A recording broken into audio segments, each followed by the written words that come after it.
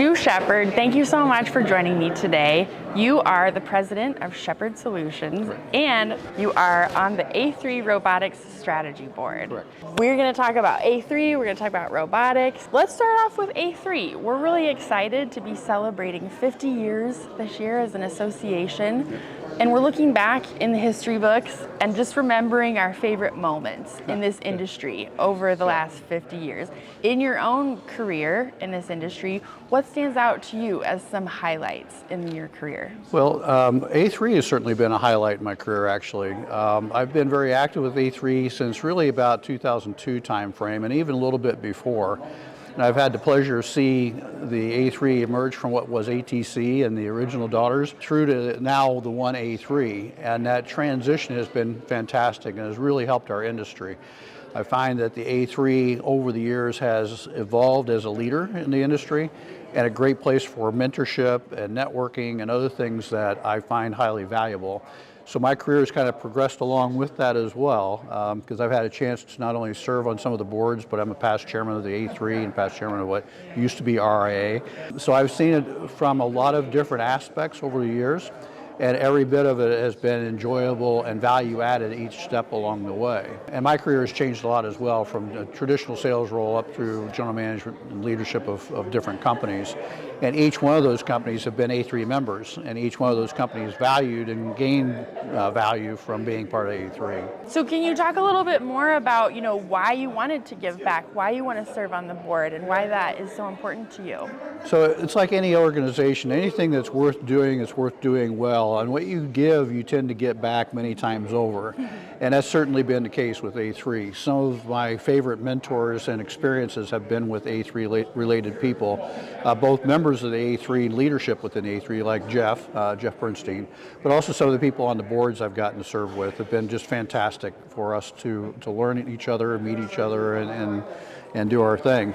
I also believe that the industry is greater as a team working together than by individual companies, because there's a lot of advocacy that needs to take place, and it's not necessarily appropriate for just one company to do that. So A3 can be a consolidating and louder voice for us in that regard, and I think that's very important because there's so many misunderstandings about the industry and about the technology, and we need that harmonization of strength and focus of message to get to the market, and A3 is a great way to do that. Absolutely, and we bring together, as you know better than me, integrators and the whole ecosystem. Exactly. It's all here. Yeah, and that's what's really important is you got the diversity. When we first started the organization, it was just the robotic industries, just the member companies, but as we've added those other facets, those other players in the industry, it's made it a much better overall fit, and it gives the industry a better voice from the different aspects and different people's viewpoints, which makes it healthy.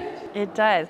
As we engage with AI and generative AI and new technologies all the time, yes. How do you feel like A3 can really be the leader? So let's talk about AI specifically. There's a lot of misconceptions and misunderstandings and even improper definitions of what is AI and what does it really mean. Is it something to be embraced or feared? Well, it needs to be managed, and A3 is a great place to manage that because it's similar to the genesis that we went through with the robotics industry. There's a lot of people had a lot of misconceptions about robotics, still do. But we've breached that gap and helped people understand better what robots are and what their values are. We've debunked fears of robots taking employment and screwing up unemployment and these kinds of things. And I think the AI issues are similar in many regards, but they're broader because it's not a tangible, you can't reach out and touch AI, so there's greater fear there, but there has to be someone that manages that view, that have real world understanding and active involvement with it, because so many people that legislate or create other factors and laws don't even understand the technology, they're not engaged in it, and they're struggling with cell phones, and we're struggling with other more deeper topics, right. Frankly. Right. So I think it's important that we as industry professionals lead with knowledge and understanding and tangible examples of what's good and what's not good, obviously, but facts is the key, and this is a great place to get that to happen. And more education, more information automation, absolutely. Yeah. Well, hopefully we're doing that now, Yeah, right? exactly. Well, I think the use cases will help as well, because part of Right. the thing is so many people don't have a good understanding of what can be done or what should be done. So it's up to us to bring those forward and validate that and say, this is an example of what good looks like. Here's a useful case, and differentiate that from all the fear that's out there. Exactly. And I mean, why not just plug our AI course? Yep. I mean, we're really excited about that. We ran it at the AI and Smart Automation Conference. Ken's did an incredible job, former Microsoft. But now we're going to be doing it online. It's just the future is looking bright for Right, AI absolutely. education at Yeah, A3. yeah, for sure. And I think that's a great way to start. It's scalable.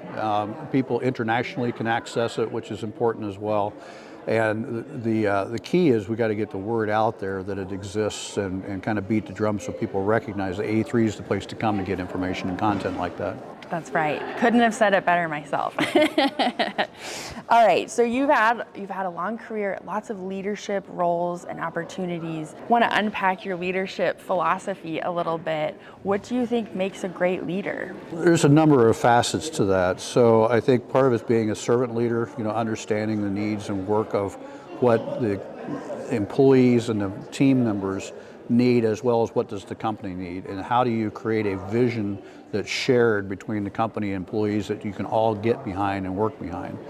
And not just manage the person and their function, but work with them to develop their skills, develop their performance and capabilities, much beyond just the task itself, and invest them in as a person. And part of that is being open and trustworthy and demonstrating trust, and hopefully I've done that. And lead by example is a key part of that activity. But be willing to invest and share, be willing to be vulnerable and open, be willing to admit mistakes and own them, frankly. And it's not easy, but the better you can do at that, the more human you can be, the more relatable you are, the more empathetic you are with what they're doing. But at the end of the day, you have to get things done. So you have to keep your eye on the ball, you have to drive forward, and the path to get to the goal may not be linear, most of the time it's not, but no matter what the course corrections are and the errors and all that kind of stuff, you have to adapt. And that's the nature of our industry. If we did robots like we were doing in 1963, we wouldn't be doing things like we're doing today. So, just look at the old pictures. You wouldn't even believe it. It's frightening. Well, and we were talking the other day, the accessories and all the tools we have available are so much more advanced than they were. I did a machine tending job in the 80s. It took me weeks, months to get it and to order parts and all that kind of stuff. Now you can do it in a matter of days or hours. Wow. And it's a huge difference. And then that allows you to focus on what the real problems are.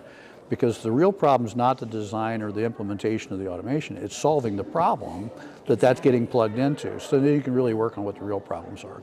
Automating the automation. In some cases that's true, at least the speed of it. And it's somewhat like the evolution of AutoCAD and these kinds of things. For those of us that actually started off drawing machines on a board with a pencil, AutoCAD was a great thing. Now you've got 3D versions and solid models and all these kinds of things. It just makes the job so much easier by using technology appropriately. Exactly. What about other leaders? Is there any one person that comes to mind? It can be a historical figure or a contemporary leader that you look up to. So I look up to Jeff Bernstein, frankly. Me too. I've seen him evolve from his beginning working with Don Vincent. Don Vincent's a great leader as well. But I've seen Jeff grow and develop. I've seen him be very malleable and great to work with from a board perspective. He says what he does and he does what he says. And all these are all good examples of excellent leaders.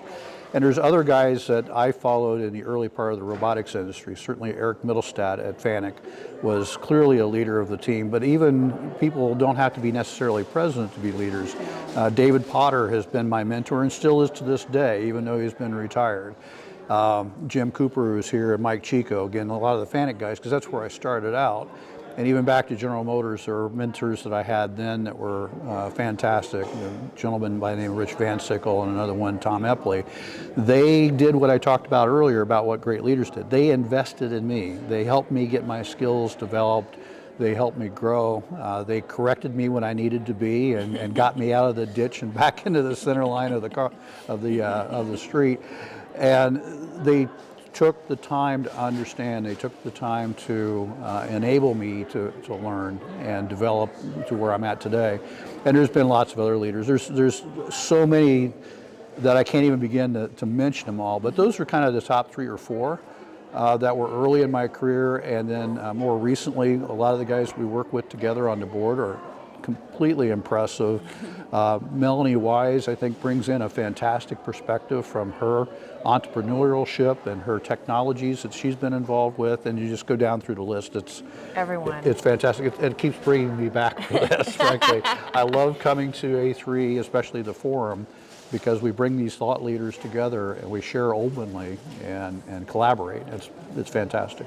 I have been talking to many people leading up to this about Forum. Like, why do you like it? Why is Forum great? Everyone says the same thing. It's one of their favorite events. For me, it's the best one of the year. Now, I like Automate, don't get me wrong. I like Automate, and I like, Pack Expo and FabTech and these kinds of things, but this is different. This is about people. This is about networking and learning, and the diversity of the topics that we get to see, and the economic updates and all these kinds of things, because the business is not just technology. The business is people, and the business is the economic side of it, because all that has to work together to be, an effective result. Absolutely. Well, Stu Shepard, thank you so much for talking to me today. My pleasure. Thanks for having me. It's great.